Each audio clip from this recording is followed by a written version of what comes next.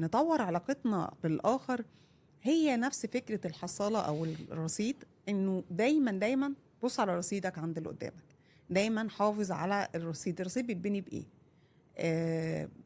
بإن احنا يكون في وقت مخصص لينا. حلو. العلاقة دي عشان تنمو لازم تكون في وقت صحيح. بنقضيه سوا، ووقت بنوفره لبعض.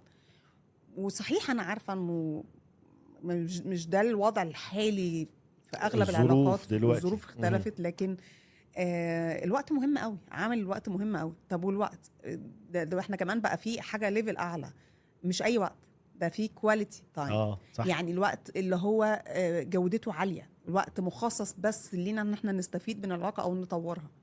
الوقت دوت احنا بنعمل حاجه مشتركه احنا الاتنين حابين نعملها او حابين نشترك فيها. بنطور نفسنا، مش بس بنطور العلاقه، ده احنا بنطور نفسنا اثناء العلاقه دي، في الوقت ده. في الوقت ده. اوكي. يعني بنطور نفسنا، حاجه بتساعد على نموي ونمو الشخص الاخر.